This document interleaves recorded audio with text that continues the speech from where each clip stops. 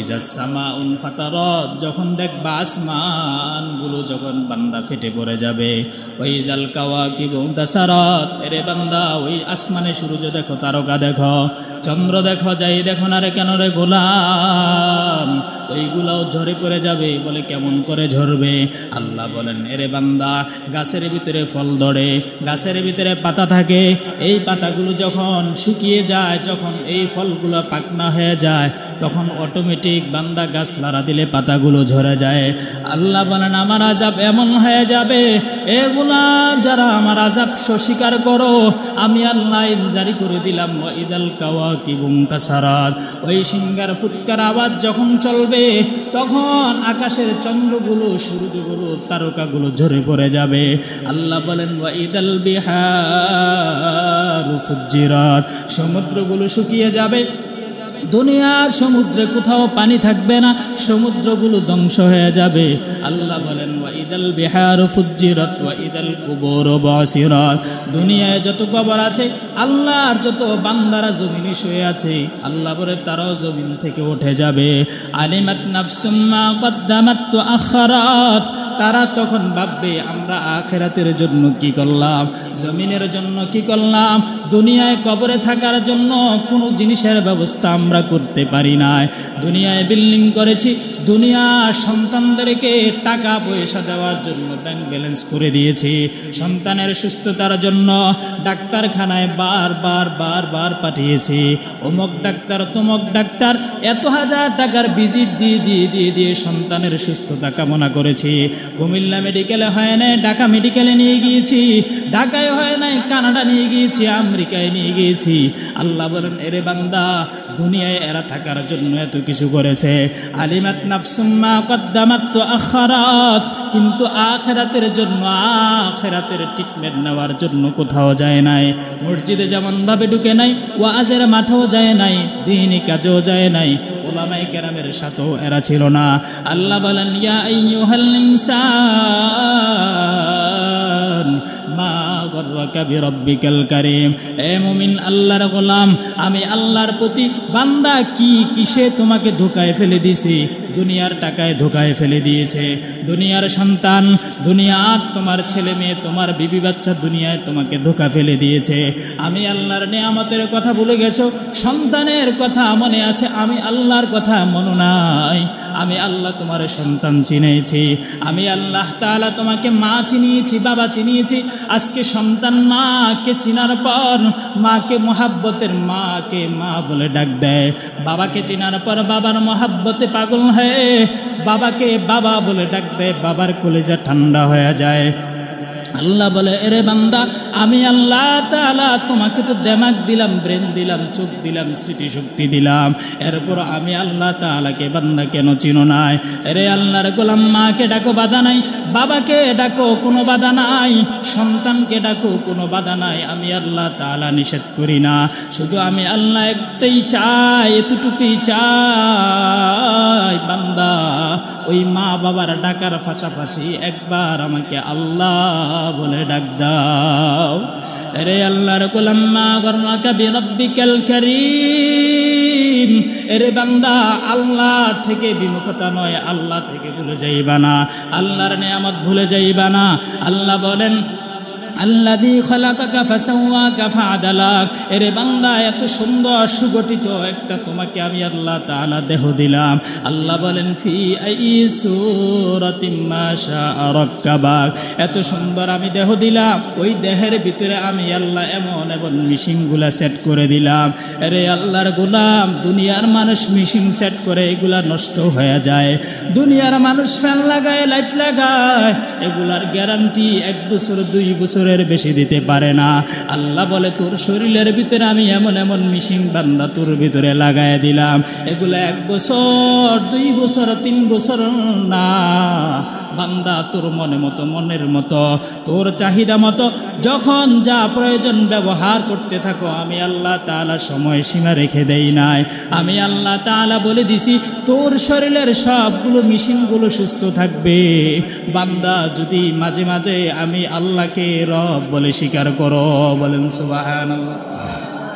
আরে আল্লাহর গোলাম, আল্লাহ বলেন, الذي خلقك فسواك فعدلك في أي صورة ما شاء ركبك كلا بل تكذبون بالدين এরে বান্দা ওই হাসরের মাঠ ওই কিয়ামতের মাঠ ওই বিচার দিনের মাঠ এটা কখনোই বান্দা ভুলে যাইবা না আল্লাহ বলেন ওয়া ইন্না আলাইকুম লাহাফিজিন এরে বান্দা এগুলা সংরক্ষণ করার জন্য তোমার পিছনে আমার পিছনে আল্লাহ দুজন করে লোক দিয়ে দিয়েছেন দুইজন ফেরেশতা আল্লাহ তাআলা তোমাকে দিয়েছেন আমাকে দিয়েছেন আল্লাহ বলেন কিরামান কাতিবিন এরা হলো সম্মানিত লেখক এটা ভালো কাজ করে লিখে খারাপ কাজ লিখে বান্দা মদ পান করো সিগারেট খাও সেটাও তোমার ফেরেশতা লিখে বান্দা জিকির করো সেটাও ফেরেশতা লিখে বান্দা অপরের বিরুদ্ধে দুশ্চর্চা করো সেটাও ফেরেশতা লিখতে থাকে ফেরেশতা ক্লান্ত হয় না ফেরেশতা বলে বারবার অন্যায় করে কিন্তু একটা বড় অন্যায়গুলো কখনো লেখা থেকে দূরে থাকে না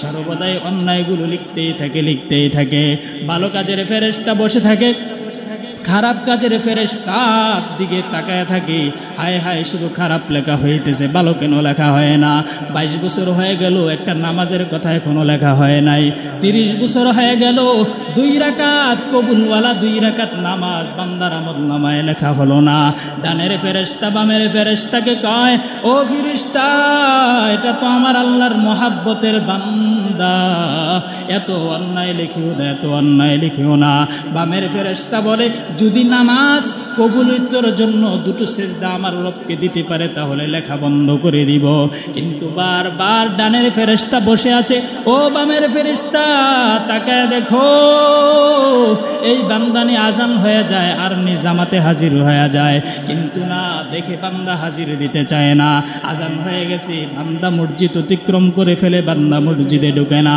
এরে বান্দা দেখে ওয়াজের মঞ্চে মাইকের আওয়াজ চলে ওলামায়ে আহলে হকের বয়ান চলে জান্নাত জাহান্নামের বয়ান চলে কিন্তু বান্দা পাশ কেটে চলে যায় বান্দা সেখানে ঢুকে না সেখান থেকে খোরাক নেয় না আল্লাহ তখন রাগান্বিত হয়ে যায় আল্লাহ বলে ও ফেরেশতা আমল কোথায় বলে আমল তো কিছুই নাই আল্লাহ বলে আর বেশি সময় দেওয়া যাবে না খারাপের পৃষ্ঠা শেষ হয়ে গিয়েছে খারাপের তালিকা শেষ হয়ে গিয়েছে লেখার আর অপশন নাই আল্লাহ বলে এবার আমি আল্লাহ তাআলা মালাকুল মউতকে পাঠায় দে লেখার যখন বই শেষ হয়ে যাবে পৃষ্ঠা শেষ এখন আর লেখার অপশন নাই এক একজনকে দুটো করে বই দেওয়া হয়েছে উনি একটা লিখবে ওনার লেখা শেষ লেখার আর অপশন নাই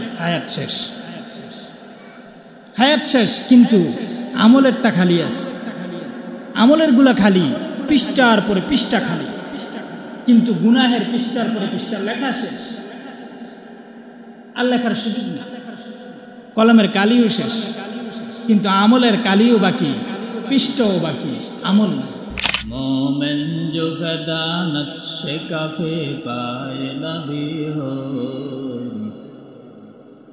मोमिन जो फदानत से काफे पाए नबी हो ओ ज़ेर कदम आज बिआलम का खजीना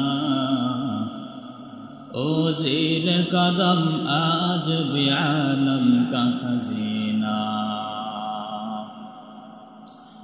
गर सुन्नत नबवी के करे पैरों की उम्मत गर सुन्नत नबवी के करे पैरों की उम्मत तूफा से निकल जाए अगर इसका फसीना तूफा से निकल जाए अगर इसका फसीना या रब मेरे आँखों में समा जाए मदीना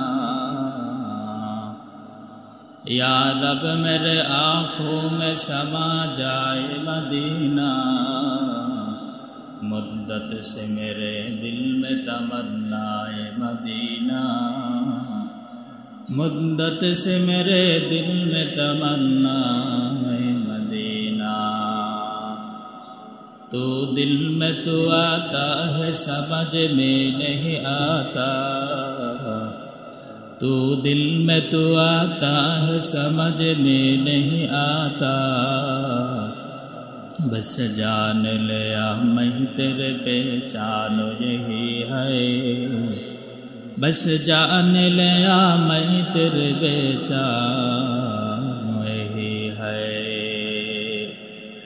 अल्हम्दुलिल्लाह ঐতিহ্যবাহী বাইতুল আমান কেন্দ্রীয় জামে মসজিদে উপস্থিত মুসল্লিয়ানে আযম মুরব্বিয়ানে কারাম, কলিজার টুকরা আমার সমবয়সী যুবক বন্ধুগণ, স্নেহের ছোট ভাই, পর্দার অন্তরে অবস্থানরতা আমার শ্রদ্ধেয় সম্মানিতা মা ও বোনেরা, মহান স্রষ্টা দয়াময় রব্বুল আলামিনের দরবারে অসংখ্য অগণিত শুকর ও সুজুদ যে মহান স্রষ্টা দয়াময় রব্বুল আলামিন আমাদেরকে অত্যন্ত দয়া ও মায়া করে ভালোবেসে মহাগ্রন্থ পবিত্র কুরআনুল কারীম ও মহাবাণী পবিত্র হাদিস শরীফের আলোকে ইহকাল জীবনের শান্তি, পরকাল জীবনের মুক্তির সন্ধানে বেহেশতের বাগান, জান্নাতের বাগান, আশিকিন জাকিরিনদের মজলিস তথা গুনাহ মাফের মজলিসে দুনিয়ার সমস্ত যায় জামালা থেকে উপেক্ষা করে 10 মায়ের 10 সন্তানকে আপন হয়ে দিনই কিছু কথা বলা এবং শুনবার জন্য তৌফিক ও নেয়ামত দান করেছেন।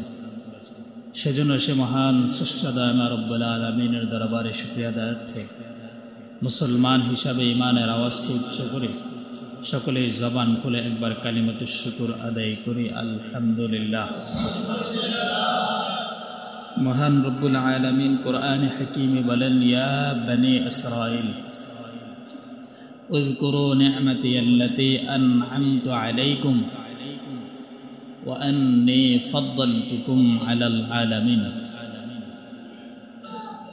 খুব মনোযোগ দিয়ে শুনবেন, কি বলতেছি মনে রাখবেন এবং কাজে লাগাবেন। শুধু শুনছেন, কাজে লাগান নাই, আমলে এটাকে ফিট করেন নাই, তাহলে সেই শোনার কোনো লাভ নাই, প্রয়োজন নাই, আপনার সময় নষ্ট হয়েছে। আপনার সময়টা যদি ব্যবসায় এখন কাজে লাগাইতেন হয়তো একটু লাভবান হতে পারতেন। যদি এখন পরিবারের ঘরে থাকতেন হয়তো ফ্যামিলিকে একটু সময় দিতেন, অথবা অন্য কোনো কাজে যদি ব্যস্ত থাকতেন হয়তো ওই কাজ কিছু একটু আগানো যেত। এখন যেহেতু চলেই আসছেন রবের করুণায়, অতএব এই আশাটা যেন কাজে লাগে, এই কারণে মনোযোগ দিয়ে শুনবেন। এই আশাটা যেন আখিরাতের পথে হয়, আখিরাতের জন্য উপকার হয়, সেই হিসেবে মনোযোগ দিয়ে শুনবেন। তো রব বলেন, ইয়া বনি ইসরাঈল, হ্যাঁ বনি ইসরাঈল। বনি ইসরাঈল মূলত আদম আলাইহিস সালামের সকলেই আওলাদ, আমরা যারা আছি সবাই আদম আলাইহিস সালামের বংশধর। কিন্তু এখানে ইসরাঈল একটা শব্দ, ইল অর্থ হলো আল্লাহ তাআলার বান্দাকে বোঝানো হয়। ইসরাঈল, ইসরাঈল এগুলো হলো বান্দা, আল্লাহর বান্দা। এগুলো অর্থ কি? আল্লাহর বান্দা। কিন্তু আমরা বুঝি আদমের সন্তানেরা, অথবা বনি ইসরাঈল মুসা নবীর উম্মত মানুষ মনে করে, হ্যাঁ এটাও বলা হয়। তো আল্লাহ তাআলা বলেন, আমি পৃথিবীতে সবচেয়ে বেশি মহাব্বত বনি ইসরাঈলকে করছি। কাকে করছি? বনি ইসরাঈলকে করছি। বনি ইসরাঈল যা চাইতো আল্লাহর সাথে সাথে তা দিত, কোনো দেরি করতেন না। মিন বাকলিহা ওয়া কিসাইহা ওয়া ফুমিহা ওয়া আদাসিহা, বাকারার আয়াত। আল্লাহ বলছে যে এদেরকে খাবার আমি আসমান থেকে পাঠাইছি, এদেরকে আমি জমিনে কোনো খাবার খাওয়াই নাই, জমিনে যা চাইছে আমি তাদেরকে তাই দিছি। তারা যেমন যেমন চাইছে, তারা যেমন যেমন বললে জিনিসগুলোকে সুন্দর মনে করছে, আমি সেগুলোই তাদেরকে দিয়েছি। কিন্তু ঘটনাক্রমে দেখা গেছে বনি ইসরাঈলের মানুষ সবচেয়ে বেশি নবীদেরকে হত্যা করছে। ওয়ায়াকতুলুনান নাবিয়্যিনা বিগাইরিল হক যালিকা বিমা আসাউ ওয়া কানু ইয়াতাদুন। দেখা যায় এরা বেশি আল্লাহর সাথে নাফরমানি করছে। এরা এক নবীকে তারা হত্যার জন্য তারা পায়তারা করছে, পিছনে ছুটছে। আল্লাহ ওই নবীকে আসমানে নিয়ে গেছে। বনি ইসরাঈল এক নবীকে তারা মারার জন্য চেষ্টা করছে, নবী গাছের ভিতরে আশ্রয় নিয়েছে, ওরা গাছ কেটে ফেলছে, নবীকে ডাইরেক্ট হত্যা করে দিয়েছে, জাকারিয়া আলাইহিস সালাম। তো এরকম ভাবে অনেক নবীকে, মুসা আলাইহিস সালামকে মারার জন্য কি না করলো, অপবাদ দিল, হ্যাঁ, নূহ নবী উনিও ওনার প্লাবন এলাকার কারণে, প্লাবিত হওয়ার কারণে এলাকা ধ্বংস করে ফেলছে আল্লাহ রাগান্বিত হয়ে। অনেক নবীকে আল্লাহ তাআলা বনি ইসরায়েলে পাঠাইছে, সবচেয়ে বেশি নবী বনি ইসরায়েলে আসছে এদের সন্তানদের ভিতরে থেকে, এদের আওলাদের ভিতরে।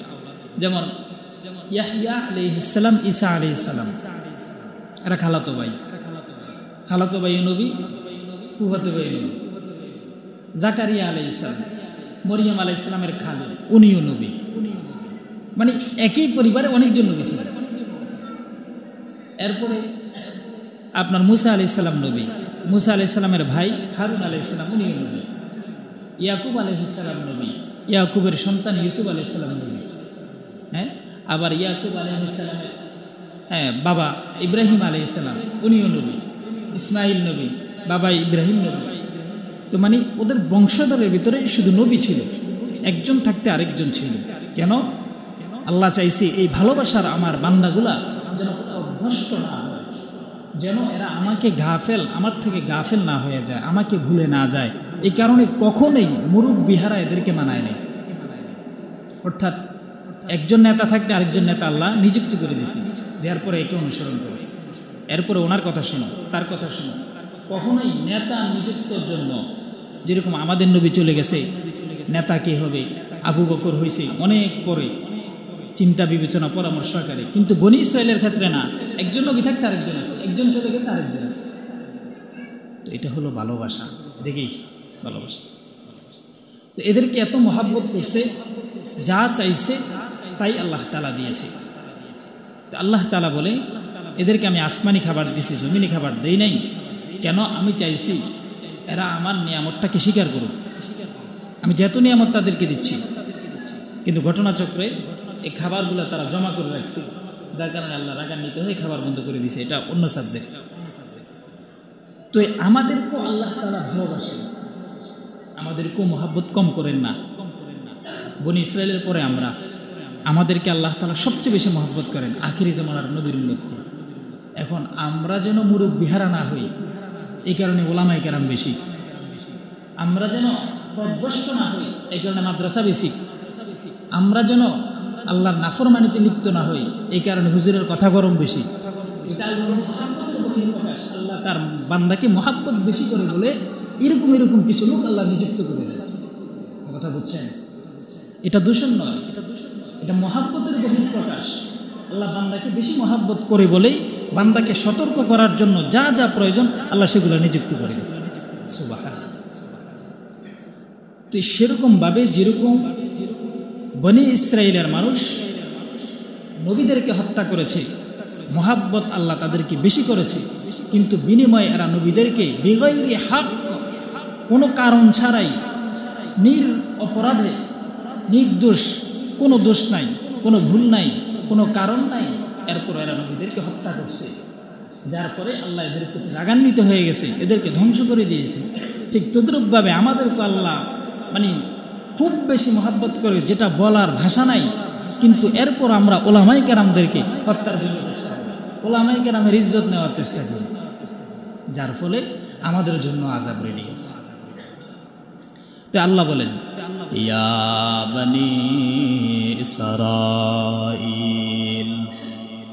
উযকুরু নি'মাতাল্লাহ নি'মাতাল্লাতী আন'আমতু আলাইকুম ওয়া আন্নী ফাদ্দালতুকুম আলাল আলামিন। স্মরণ করো হে বনি ইসরাঈল, উযকুরু নি'মাতি আল্লাতী আন'আমতু আলাইকুম, স্মরণ করো আমার নিয়ামতের কথা আমি যা তোমাদেরকে দিয়েছি। কি নিয়ামতের কথা স্মরণ করো? আপনাকে কি দিয়েছে, আমাকে কি দিয়েছে? আমরা কি পেয়েছি, কি পাই নাই সেটা না, আমরা কি পেয়েছি সেটা হিসাব করে। আপনি কি পেয়েছেন, আমি কি পেয়েছি? আমার ঘরে এসি নাই, ফ্যান নাই, কি হয়েছে? আল্লাহ তাআলা তো আমাকে দৃষ্টি দিয়েছে, নিয়ামত পেয়েছি। আপনি আজকে ফ্যানটা নষ্ট, টাকার কারণে ফ্যান ঠিক করতে পারছেন না, তাহলে কি হয়েছে? আল্লাহ তো আমাকে দৃষ্টি শক্তি দিয়েছে, আমি দেখতে পারতেছি, এটাই তো নিয়ামত। কি দিয়েছে আল্লাহ? টাইস মোজাক নাই, ভালো বেতন নাই, দামি গাড়ি নাই, কিন্তু আল্লাহ তো আপনাকে সুস্থতার জন্য একটা পা দিয়েছে, হাঁটতে পারতেছেন, চলাফেরা করতেছেন, শরীরের ক্ষমতা দিয়েছে, এটাই তো নিয়ামত, এটাই তো নিয়ামত। আমি তো আলাইকুম, কি পান নাই সেটা নয়, কি পেয়েছেন সেটা হিসাব করছেন। কি পেয়েছেন? পরিবার পেয়েছেন, সন্তান পেয়েছেন, বাবা পেয়েছেন, মা পেয়েছেন। যদি আল্লাহ তাআলা সুস্থতার নিয়ামত না দিতেন, চোখ দিছে, ব্রেন ঠিক নেই, হাত দিয়েছে, পা নাই, পা আছে, কাজ করার শক্তি নেই, জন্মভাবে থেকে প্রতিবন্ধী, তাহলে নিয়ামত। এখানে কি পাই নাই সেটা হিসাব নয়, কি পেয়েছি সেই হিসাবের জন্য আল্লাহ বলে এটা প্রতিদিন একটা সময় আল্লাহর জন্য। উযকুরু নি'মাতি আল্লাতি, স্বামী তার স্ত্রীকে নিয়ে, তার সন্তানদেরকে নিয়ে বসে আল্লাহ তাআলা কি কি নিয়ামত দিয়েছে একটু মুযাকারা করা দরকার, যে আল্লাহ আমাদেরকে কি কি নিয়ামত দিয়েছে, কি দেয় নাই সেটা নয়, কি কি দিয়েছে। তো আল্লাহ বলেন, ইয়া বানি ইসরাঈল উযকুরু নি'মাতি আল্লাতি আন'আমতু আলাইকুম ওয়া আন্নী ফাদ্দালতুকুম আলাল আলামিন। আরে আমার গোলাম, আমি আল্লাহর নিয়ামতের কথা বান্দা ভালোভাবে স্মরণ করো, ভালোভাবে আমার কথাগুলো, আমার নিয়ামতের প্রতিটা কথাগুলো বান্দা কখনোই বলবা না। এমনভাবে বান্দা স্মরণ করো, এ গোলাম যদি নিয়ামতের কথা ভুলে যাও, যেরকমভাবে বনি ইসরাঈল নিয়ামতের কথা ভুলে গিয়েছে, আমি কেমন ভালোবাসা দিয়েছিলাম বনি ইসরাঈলকে, আমি আল্লাহ এত এত এত মহাব্বত করেছি, যেই মহাব্বত আমি অন্য মাখলুকের প্রতি আমি আল্লাহ তাআলা দেখাই নাই। কিন্তু বিনিময়ে এরা আমার বন্ধু নবীদের সাথে গাদ্দারি করেছে। অতএব আল্লাহ বুঝায়, এ দুনিয়ার মানুষ, আমার আল্লাহ যাদেরকে মহাব্বত করে এদেরকেও আমার আল্লাহ বেশি শাস্তি দিবে, কম বেশি শাস্তি দিবে না। মহাব্বতের মানুষ যখন অপরাধ করে, অল্প অপরাধে বান্দা তার থেকে নারাজ হয়ে যায়, তার থেকে বান্দা এটা আশা করে না, বলে ভাই আপনার প্রতি আমি এটা আশা করি নাই, আপনি আমার প্রতি এমন জুলুম করবেন, আপনার দ্বারা আমার ক্ষতি হয়ে যাবে, এটা আমি কখনো আশা করি নাই, অতএব মেনে নিতে পারব না। মানুষ অভিমান করে কেন? বলে মহাব্বতের বহির প্রকাশ। আল্লাহ বলেন, বান্দা আমি আল্লাহ তোমাদেরকে বেশি মহাব্বত করি, আমি আল্লাহ আখিরি জামানার নবীর উম্মতকে এই মহাব্বত করি, এই পরিমাণ ভালোবাসি, যেই ভালোবাসা অন্য নবীর উম্মতরে করি না। আমি আল্লাহ আখিরি জামানার নবীর উম্মতের প্রতি এত নিয়ামত দান করেছি, যে নিয়ামত আমি আল্লাহ তাআলা অন্য নবীর উম্মতকে দেই না। হযরত উমর রাদিয়াল্লাহু তাআলা একদিন আমাদের নবীর সামনে তাওরাত পড়তেছে, তাওরাত পড়তেছে। তো তাওরাত পড়ার ফলে উমর রাদিয়াল্লাহু তাআলা আনহু রাসূলকে বলতেছে, তাওরাতে অনেক মজার মজার কথা আছে, অনেক সুন্দর সুন্দর কথা আছে। রাসূলের চেহারা মোবারক লাল হয়ে গেছে, চোখ লাল হয়ে গেছে। মুসা নবীর প্রশংসা করতেছে, কার সামনে? আমাদের নবীর সামনে তাওরাতের প্রশংসা করতেছে উমর। রাসূল রাগান্বিত হয়ে গেল। রাসূল তখন বললেন, হে উমর, তুমি স্মরণ রাখো, তুমি মনে রাখো এই কথা, আজ যদি মুসা আলাইহিস সালাম থাকতো জীবিত, আর আমাকেও আল্লাহ তাআলা এখন থাকতো, আমার সমবয়সী যদি মুসা থাকতো, তাহলে মুসাকে যারা অনুসরণ করতো এরা জাহান্নামে পড়ে যেত। মানে আমি আছি, মুসা আলাইহিস সালামও আছে, কিন্তু আমাকে বাদ দিয়ে যারা মুসাকে অনুসরণ করতো এরা জাহান্নামে যেত। সুবহানাল্লাহ। মানে নবীর পাওয়ার কিরকম! কোরআন আসছে, তাওরাত বাদ হয়ে গেছে, কোরআন আসছে, ইনজিল বাদ, কোরআন আসছে, জাবুর বাদ, সব মানা হারাম হারাম হারাম। তাওরাত মানা যাবে না। তাওরাতকে সম্মান করতে হবে, আসমানি কিতাব, কিন্তু তাওরাতের আইন কানুন মানা যাবে না, ইনজিলের আইন কানুন মানা যাবে না, জাবুরের আইন কানুন মানা যাবে না, একমাত্র কোরআন ছাড়া। যেই কারণে খ্রিস্টানরা এরা দাওয়াত দেয়, ঈসার প্রতি দাওয়াত দেয়, যীশু খ্রিস্টের প্রতি দাওয়াত দেয়। কেন? বলে উনি তো আমাদের নবী ঈসা আলাইহিস সালাম। আমরা বলি কেন দাওয়াত যাবে না, আপনারা কেন দিতে পারবেন না? তারা বলে প্রশাসনের কাছে একটা ধরছে যে আমরা তো একটা নিজেদের ধর্মের প্রতি একটা নিজের প্রতি একটা আছে, আমাদের একটা অধিকার আছে ধর্মের, আমরা দাওয়াত দিব। কিন্তু মুসলমানদের কথা হলো আপনারা দাওয়াত দিতে পারবেন না, কারণ হলো কোরআন আসার পরে সব ধর্ম রহিত হয়ে গেছে, অর্থাৎ দাওয়াত দেওয়া চলবে। কোরআন আসার পরে সব রহিত, এই কারণে দাওয়াত দেওয়া যাবে। এই কারণে আপনাদের ধর্মের কোনো অধিকার নেই। ঈসা আলাইহিস সালাম আমাদের, আপনাদের না। মুসা আলাইহিস সালাম আমাদের, আপনাদের না। তো রব বলেন, আমি আল্লাহ তাআলা যাদেরকে মহাব্বত বেশি করি, আমি আল্লাহ তাআলা যাদের প্রতি আমি আল্লাহ তাআলা মহাব্বতের বেশি প্রকাশ ঘটাই, আমি আল্লাহ এদেরকে যেমন নিয়ামত দেই তেমনিভাবে এদেরকে শাস্তির ব্যবস্থা করি। শুরুতেই আল্লাহ বলেন, ইদাস সামাউ ফাতারাত ওয়া ইদাল কাওয়াকিবু তাসারাত। আল্লাহ বলেন, এরে বান্দা ভালোভাবে স্মরণ রাখো, ইজাস সামাউন ফাতারাত, যখন দেখবা আসমানগুলো যখন বান্দা ফেটে পড়ে যাবে, ওই জাল কাওয়াকিবু তাসারাত, এরে বান্দা ওই আসমানে সূর্য দেখো, তারকা দেখো, চন্দ্র দেখো, যাই দেখো না রে কেন রে গোলাম, ওইগুলাও ঝরে পড়ে যাবে। বলে কেমন করে ঝরবে? আল্লাহ বলেন, এরে বান্দা গাছের ভিতরে ফল ধরে, গাছের ভিতরে পাতা থাকে, এই পাতাগুলো যখন শুকিয়ে যায়, যখন এই ফলগুলো পাকনা হয়ে যায়, তখন অটোমেটিক বান্দা গাছ লাড়া দিলে পাতাগুলো ঝরে যায়। আল্লাহ বলেন, আমার আযাব এমন হয়ে যাবে, এগুলা যারা আমার আযাব স্বীকার করো, আমি আল্লাহ জারি করে দিলাম, ওয়া ইদাল কাওয়াকিবু তাসারাত, ওই সিঙ্গার ফুৎকার আওয়াজ যখন চলবে, তখন আকাশের চন্দ্রগুলো, সূর্যগুলো, তারকাগুলো ঝরে পড়ে যাবে। আল্লাহ বলেন, ওয়া ইদাল বিহারু ফুজ্জিরাত, সমুদ্রগুলো শুকিয়ে যাবে, দুনিয়ার সমুদ্রে কোথাও পানি থাকবে না, সমুদ্রগুলো ধ্বংস হয়ে যাবে। আল্লাহ বলেন, ওয়া ইদাল বিহারু ফুজ্জিরাত ওয়া ইদাল কুবুরু বাসিরাত, দুনিয়ায় যত কবর আছে, আল্লাহর যত বান্দারা জমিনে শুয়ে আছে, আল্লাহ বলে তারাও জমিন থেকে উঠে যাবে। আলিমাত নাফসুম মা কদ্দামাত ওয়া আখারাত, তারা তখন ভাববে আমরা আখিরাতের জন্য কি করলাম, জমিনের জন্য কি করলাম, দুনিয়ায় কবরে থাকার জন্য কোনো জিনিসের ব্যবস্থা আমরা করতে পারি নাই। দুনিয়ায় বিল্ডিং করেছি, দুনিয়া সন্তানদেরকে টাকা পয়সা দেওয়ার জন্য ব্যাংক ব্যালেন্স করে দিয়েছি, সন্তানের সুস্থতার জন্য ডাক্তারখানায় বার পাঠিয়েছি, অমুক ডাক্তার তমুক ডাক্তার, এত হাজার টাকার ভিজিট দিয়ে সন্তানের সুস্থতা কামনা করেছি। কুমিল্লা মেডিকেলে হয় নাই, ঢাকা মেডিকেলে নিয়ে গিয়েছি, ঢাকায় হয় নাই, কানাডা নিয়ে গিয়েছি, আমেরিকায় নিয়ে গিয়েছি। আল্লাহ বলেন, এরে বান্দা দুনিয়ায় এরা থাকার জন্য এত কিছু করেছে। আলিমাত নাফসুম মা কদ্দামাত ওয়া আখারাত, কিন্তু আখিরাতের জন্য, আখিরাতের ট্রিটমেন্ট নেওয়ার জন্য কোথাও যায় নাই। মসজিদে যেমন ভাবে ঢুকে নাই, ওয়াজের মাঠেও যায় নাই, দ্বীনি কাজেও যায় নাই, উলামায়ে কেরামের সাথেও এরা ছিল না। আল্লাহ বলেন, ইয়া আইয়ুহাল ইনসান মা গররাকা বিরব্বিকাল কারীম, এ মুমিন আল্লাহর গোলাম, আমি আল্লাহর প্রতি বান্দা কি কিসে তোমাকে ধোঁকায় ফেলে দিয়েছি? দুনিয়ার টাকায় ধোঁকায় ফেলে দিয়েছে, দুনিয়ার সন্তান, দুনিয়ার তোমার ছেলে মেয়ে, তোমার বিবি বাচ্চা দুনিয়ায় তোমাকে ধোঁকা ফেলে দিয়েছে।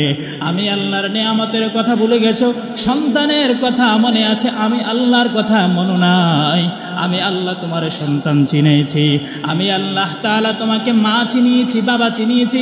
আজকে সন্তান মাকে চিনার পর, মাকে মহাব্বতের মাকে মা বলে ডাক দেয়, বাবাকে চিনার পর বাবার মহাব্বতে পাগল হয়ে বাবাকে বাবা বলে ডাক দেয়, বাবার কলিজা ঠান্ডা হয়ে যায়। আল্লাহ বলে, এরে বান্দা, আমি আল্লাহ তাআলা তোমাকে তো দেমাগ দিলাম, ব্রেন দিলাম, চোখ দিলাম, স্মৃতিশক্তি দিলাম, এরপর আমি আল্লাহ তাআলাকে বান্দা কেন চিনো নাই? এরে আল্লাহর গোলাম, মাকে ডাকো বাধা নাই, বাবাকে ডাকো কোনো বাধা নাই, সন্তানকে ডাকো কোনো বাধা নাই, আমি আল্লাহ তাআলা নিষেধ করি না। শুধু আমি আল্লাহ একটাই চাই, এতটুকুই চাই, বান্দা ওই মা বাবার ডাকার পাশাপাশি একবার আমাকে আল্লাহ বলে ডাক দাও। আরে আল্লাহর গোলাম, মা গররাকা বিরব্বিকাল কারীম, এরে বান্দা আল্লাহ থেকে বিমুখতা নয়, আল্লাহ থেকে ভুলে যাইবা না, আল্লাহর নিয়ামত ভুলে যাইবা না।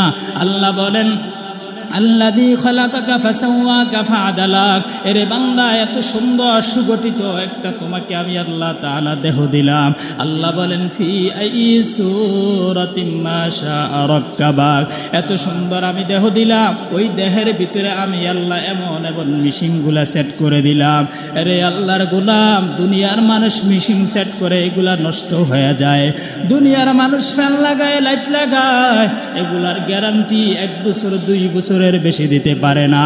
আল্লাহ বলে তোর শরীরের ভিতরে আমি এমন এমন মেশিন বান্দা তোর ভিতরে লাগায় দিলাম, এগুলা 1 বছর 2 বছর 3 বছর না বান্দা, তোর মনের মতো তোর চাহিদা মতো যখন যা প্রয়োজন ব্যবহার করতে থাকো। আমি আল্লাহ তাআলা সময়সীমা রেখে দেই নাই। আমি আল্লাহ তাআলা বলে দিছি তোর শরীরের সবগুলো মেশিনগুলো সুস্থ থাকবে বান্দা যদি মাঝে মাঝে আমি আল্লাহকে রব বলে স্বীকার করো। বলেন সুবহানাল্লাহ। আরে আল্লাহর গোলাম, আল্লাহ বলেন الذي خلقك فسواك فعدلك في أي صورة ما شاء ركبك كلا بل تكذبون بالدين। এরে বান্দা, ওই হাসরের মাঠ, ওই কিয়ামতের মাঠ, ওই বিচার দিনের মাঠ, এটা কখনোই বান্দা ভুলে যাইবা না। আল্লাহ বলেন ওয়া ইন্না আলাইকুম লাহাফিজিন। এরে বান্দা, এগুলা সংরক্ষণ করার জন্য তোমার পিছনে আমার পিছনে আল্লাহ 2 জন করে লোক দিয়ে দিয়েছেন। 2 জন ফেরেশতা আল্লাহ তাআলা তোমাকে দিয়েছেন, আমাকে দিয়েছেন। আল্লাহ বলেন কিরামান কাতিবিন, এরা হলো সম্মানিত লেখক। এটা ভালো কাজ করে লিখে, খারাপ কাজ লিখে। বান্দা মদ পান করো, সিগারেট খাও, সেটাও তোমার ফেরেশতা লিখে। বান্দা জিকির করো, সেটাও ফেরেশতা লিখে। বান্দা অপরের বিরুদ্ধে দুশ্চর্চা করো, সেটাও ফেরেশতা লিখতে থাকে। ফেরেশতা ক্লান্ত হয় না। ফেরেশতা বলে বারবার অন্যায় করে, কিন্তু একটা বড় অন্যায়গুলো কখনো লেখা থেকে দূরে থাকে না, সর্বদাই অন্যায়গুলো লিখতেই থাকে। ভালো কাজের ফেরেশতা বসে থাকে, খারাপ কাজের ফেরেশতার দিকে তাকায় থাকে। হায় হায়, শুধু খারাপ লেখা হইতেছে, ভালো কেন লেখা হয় না? 22 বছর হয়ে গেল, একটা নামাজের কথা এখনো লেখা হয় নাই। 30 বছর হয়ে গেল, 2 রাকাত কবুলওয়ালা 2 রাকাত নামাজ বান্দার আমলনামায় লেখা হলো না। ডানের ফেরেশতা বামের ফেরেশতাকে কয়, ও ফেরেশতা, এটা তো আমার আল্লাহর মহাব্বতের বান্দা, এত অন্যায় লিখিও না। বামের ফেরেশতা বলে যদি নামাজ কবুলিয়তের জন্য 2টো সেজদা আমার রবকে দিতে পারে তাহলে লেখা বন্ধ করে দিব। কিন্তু বারবার ডানের ফেরেশতা বসে আছে, ও বামের ফেরেশতা তাকায় দেখো, এই বান্দানি আজান হয়ে যায় আর জামাতে হাজির হয়ে যায়, কিন্তু না, দেখে বান্দা হাজির দিতে চায় না। আজান হয়ে গেছে, বান্দা মসজিদ অতিক্রম করে ফেলে, বান্দা মসজিদে ঢুকে না। এরে বান্দা দেখে ওয়াজের মঞ্চে মাইকের আওয়াজ চলে, ওলামায়ে আহলে হকের বয়ান চলে, জান্নাত জাহান্নামের বয়ান চলে, কিন্তু বান্দা পাশ কেটে চলে যায়। বান্দা সেখানে ঢুকে না, সেখান থেকে খোরাক নেয় না। আল্লাহ তখন রাগান্বিত হয়ে যায়। আল্লাহ বলে, ও ফেরেশতা, আমল কোথায়? বলে আমল তো কিছুই নাই। আল্লাহ বলে আর বেশি সময় দেওয়া যাবে না, খারাপের পৃষ্ঠা শেষ হয়ে গিয়েছে, খারাপের তালিকা শেষ হয়ে গিয়েছে, লেখার আর অপশন নাই। আল্লাহ বলে এবার আমি আর আল্লাহ তাআলা মালাকুল মউতকে পাঠায় দে। লেখার যখন বই শেষ হয়ে যাবে, পৃষ্ঠা শেষ, এখন আর লেখার অপশন নাই। এক একজনকে 2টো করে বই দেওয়া হয়েছে, উনি একটা লিখবে, উনি একটা লিখবে। ওনার লেখা শেষ, লেখার আর অপশন নাই, হায়াত শেষ, কিন্তু আমলেরটা খালি আছে। আমলের গুলা খালি, পৃষ্ঠার পরে পৃষ্ঠা খালি, কিন্তু গুনাহের পৃষ্ঠার পরে পৃষ্ঠার লেখা শেষ, আর লেখার সুযোগ নেই। কলমের কালিও শেষ, কিন্তু আমলের কালিও বাকি, পৃষ্ঠাও বাকি, আমল না। রে আল্লাহর গোলাম, এই কারণে আমার রব বারবার বান্দাকে বুঝায়, বান্দা রে আল্লাহর গোলাম, ইয়ালামুনা মা তাফআলুন। রে বান্দা, যা করো না কেন ফেরেশতা জানে, যা করো না কেন ফেরেশতা লিখে, যা বলো না কেন, যা চিন্তা করো না কেন ফেরেশতা সাক্ষী হিসাবে লিখতে থাকে। আল্লাহ বলে জমিনে সেজদা দাও, হাসরের ময়দানে জমিন সাক্ষী হয়ে যাবে। যেই জমিনে গুনাহ করো, জমিন তোমার জন্য সাক্ষী হয়ে যাবে। আজকে চিপায় চাপায় চলে যাও, আজকে মানুষের অগোচরে জংলায় চলে যাও, মানুষের অগোচরে নির্জনে চলে যাও। আল্লাহ বলেন নির্জন তোমার সাক্ষী হয়ে যাবে। অপরাধ থেকে বাঁচার জন্য ঘরের দরজা জানলাগুলো বাড়ায়া দাও। অপরাধ থেকে বাঁচার জন্য রাতের অন্ধকারে আল্লাহর জমিনে ঘুরে ঘুরে বেড়াও। আল্লাহ বলেন জমিন সাক্ষী হয়ে যাবে, জমিন তোমাকে জাহান্নাম দিবে। রে আল্লাহর গোলাম, কোথায় দাঁড়াইয়া অপরাধ করো? আল্লাহর ওলি বলে যদি অপরাধ করতে মনে চায় তাহলে আল্লাহর জমিন থেকে বেগে যাও, কারণ আমার জমিন, আমার আল্লাহর জমিন তোমার জন্য হাসরের ময়দানে সাক্ষী হয়ে যাবে। অপরাধ থেকে বাঁচো, জমিন থেকে বাঁচো, জমিন সাক্ষী হয়ে যাবে।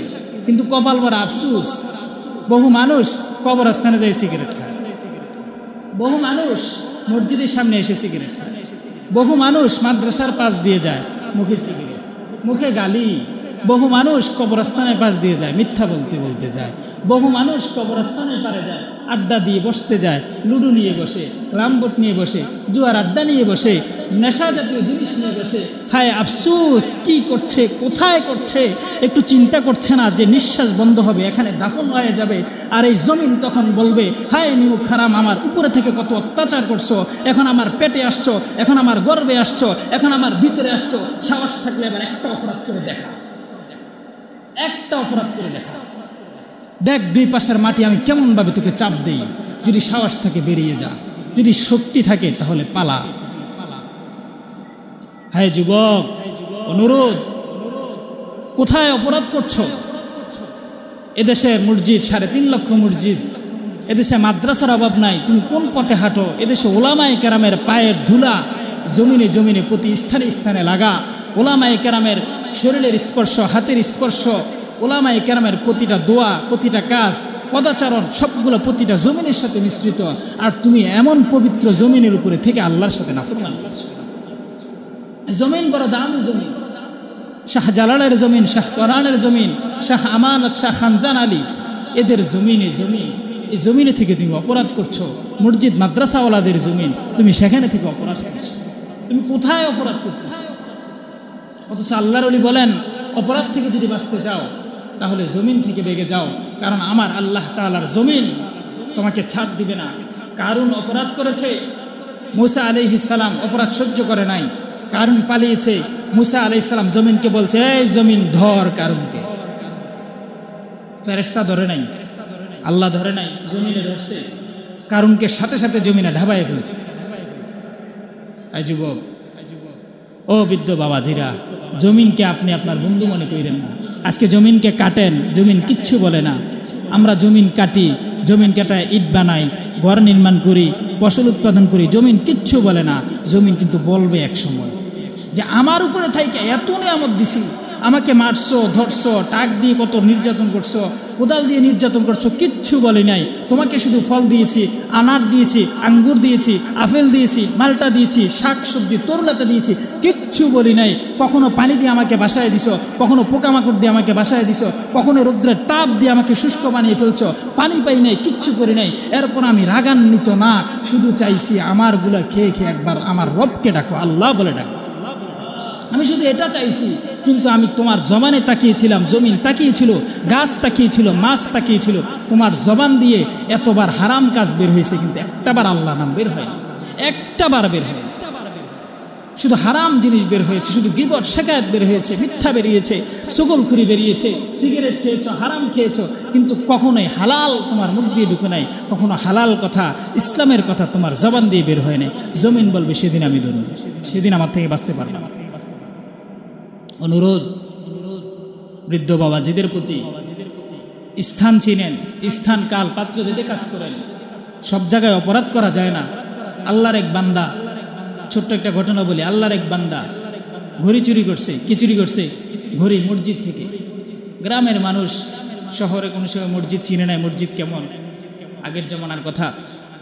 মসজিদে ঢুকছে, একটা ঘড়ি দেখছে, খুব পছন্দ হয়েছে, তো তাকায় দেখতেছে ঘড়ি তো লাগল পাবো না, কি করব? তো ঘড়ি পাওয়ার জন্য তাকায় দেখে মসজিদে অনেক মোটা মোটা কিতাব আছে, তাকে দেখা যায়। তো কিতাবগুলো একটার উপর একটা বই রাখছে, বই রেখে এখানে দাঁড়াইছে, দাঁড়ায় ঘড়ি চুরি করে বাজারে বিক্রি করে দিচ্ছে। সে তো আর চিনে না কিতাব কি, সে তো আর চিনে না এটা কি। মা আলি হাদাল কিতাব, এটা কি কিতাব? এটা তো সে জানে না। রাতে ঘুমাইছে, দেখে পা নাই, দেখে হাত নাই, কে জানে ছুরি নিয়ে এসে হাত কেটে নিয়ে যায়, ঘুমের ভিতরে বারবার চিৎকার দিয়ে ওঠে। ঘড়ি চুরি করা অপরাধ ছিল সাময়িক, আল্লাহ মাফ করে দিতে পারতেন, কিন্তু বেয়াদবিটা কোথায় করছে? কোরআন শরীফের সাথে, আল্লাহর ঘরের সাথে। সহ্য হয় নাই, এই কারণে বেয়াদবি সব জায়গায় নয়, সহ্য করতে পারবেন না। মসজিদের সামনে নয়, মাদ্রাসার সামনে নয়, কবরস্থানের পাশে নয়, দূরে চলে যান। আল্লাহ জমিন থেকে পারলে ভাইয়া যান, সমস্যা নেই। বলেন এই জমিন আমি আল্লাহর জমিনে আমি অপরাধ করবো না, আমি অন্য জমিনে, আমার নিজের জমিনে করি। আপনি নিজের জমিনে চলে যান, আপনার নিজের জমিনে চলে যান। আপনি আল্লাহর জমিনে আসছেন কেন? আরেকজনের জমিনের উপর থেকে আপনি অপরাধ করবেন কেন? এই কারণে অনুরোধ করব, একটু একটু আল্লাহ তাআলাকে স্মরণ করেন। উযকুরু নি'মাতাল্লাতী আন'আমতু আলাইকুম ওয়া আন্নী ফাদ্দালতুকুম আলাল আলামিন। আল্লাহ ভালোবাসে বেশি, নেয়ামত বেশি দিছে, এভাবে যদি অবহেলা করেন, এভাবে যদি খেয়াল না রাখেন, নিজের প্রতি, নিজের পরিবারের প্রতি, ছেলে মেয়েদের প্রতি, সংসারের প্রতি খেয়াল না করেন, তাহলে আপনি কিন্তু জাহান্নামে যাবেন নিশ্চিত। কোনো মুমিন জান্নাতে যেতে পারবে না বিপদের সম্মুখীন না হয়ে, পরীক্ষা না দিয়ে। আপনার ছেলে আপনার জন্য পরীক্ষা, আপনার মেয়ে আপনার জন্য পরীক্ষা, আপনার স্ত্রী আপনার জন্য পরীক্ষা, আপনার ফ্যামিলি আপনার জন্য পরীক্ষা। আপনি এদেরকে ইসলামের সঠিক মানদণ্ডে ঠিক রেখে এদেরকে জান্নাতে নিতে পারলে আপনি জান্নাতে যাবেন, না হয়ে যাবেন না, যেতে পারবেন না। وقال الذين كفروا ربنا أرنا الذين أضلانا من الجن والإنس نجعلهما تحت أقدامنا। তোমার পায়ের নিচে তোমার সন্তান বলবে আমাদের পায়ের নিচে আমার বাবাকে রাখবো, এরপর আমি জাহান্নামে যাব। আমার পায়ের নিচে আমার স্ত্রীকে রাখবো, এরপর আমি জাহান্নামে যাব। মানুষ বলবে, আল্লাহর কাছে জবাব দিবে, আল্লাহর কাছে বিচার চাবে যে আমার পায়ের নিচে রাখবো, আমার বাবাকে আমার পায়ের নিচে দেন, আমার মাকে আমার পায়ের নিচে দেন। তারা কেন আমাকে বুঝায় নাই? তারা কেন আমাকে শোনায় নাই? তারা আমাকে সুদি কারবার শিখাইছে, ব্যাংক ব্যালেন্স শিখাইছে, অর্থনীতিক শিখাইছে, সমাজতন্ত্র শিখাইছে, গণতন্ত্র শিখাইছে, রাজনীতি শিখাইছে, ইসলাম শিখায় না কেন? কোরআন শিখায় না কেন? আমি কি তাদেরকে বলছিলাম আমাকে এগুলো শেখানোর জন্য? আমি তো বলি নাই, তারা আমাকে জোর করে শিখাইছে। তাহলে তারা কেন আমাকে জোর করে এটা শিখাইল না? অতএব আমি জাহান্নামে যেতে রাজি আছি, সত্য হলো আমার পায়ের নিচে এদেরকে দেয়। কোরআন শরীফের আয়াত। অনুরোধ, সন্তানগুলোকে সামলান। বাবা তুমি তোমার স্ত্রীকে সামলান, আপনি আপনার সন্তানগুলো সামলান, মেয়েগুলোকে সামলান। এরা যদি আমল না করে আর আপনি যদি সারা দিন মসজিদে বসে থাকেন, জিকির করেন, তাসবিহ পড়েন, কপালে দাগ ফেলায় রাখেন, কোনো লাভ হইতো না। এদের একটা অভিযোগ, আপনি জাহান্নামে যাবেন। আপনি বের করে দেন, আমার ঘরে বেনামাজির কোনো স্থান নাই। আপনি বের করে দেন, আমার এখানে হারাম খুরের কোনো অবস্থান নাই, কোনো এখানে সুযোগ নাই। আমার ঘরে কখনো বেপরদার স্থান নাই, আমার ঘরে কখনো আল্লাহ নাফরমানির স্থান আমি দিব না। আমি পারবো না তোমার কারণে আমি জাহান্নামে যেতে। আপনি এটা বলেন, আপনার শক্তি আল্লাহ তাআলা দিয়েছে। আর হাসরের ময়দানে আল্লাহ আপনাকে শক্তি দিবেন, আপনার সন্তানকে দিবেন। যুবক ভাই তোমাদেরকে বলে যাই, তোমরা আগামীর ভবিষ্যৎ, বাচ্চারা তোমাদের অনেক কাজ পড়ে আছে, পড়ালেখার প্রচুর পড়ালেখার প্রয়োজন। এইভাবে সময় নষ্ট করা না, এভাবে সময় নষ্ট করে জীবন বরবাদ করিও না। সময় চলে গেলে সময় পাবে না, যৌবন চলে গেলে যৌবন আর ফিরে পাইবা না। এক একটা ক্লাসের সময় চলে গেলে পরীক্ষায় যদি ভালো রেজাল্ট না করতে পারো, জীবন অন্ধকার হয়ে যাবে। আজকে 98% যুবক বিপদে চলতেছে। মাদ্রাসায় পড়েও ধ্বংস, স্কুলে পড়েও ধ্বংস হয়ে যেতেছে। কেন? পরিবার ভালো না। পরিবার না ভালো হওয়ার কারণে সন্তানগুলো ধ্বংস হয়ে যেতেছে। সন্তান অপরাধ করে বাবা কিচ্ছুই বলতেছে না, বাবার মনে হচ্ছে না এটা অপরাধ। এই সন্তান আপনাকে জাহান্নামে দিবে। এই যুবক পোলাপাইনের কোনো দোষ নাই, এদের কোনো অন্যায় নেই, সব দোষ আপনাদের, সব দোষ আমাদের বৃদ্ধরা, আমাদের মুরব্বীদের দোষ। সব আমরা কেন ডাক দিতে পারতেছি না? আমরা কেন বুঝাইতে পারতেছি না? আমরা কেন সামলাইতে পারলাম না?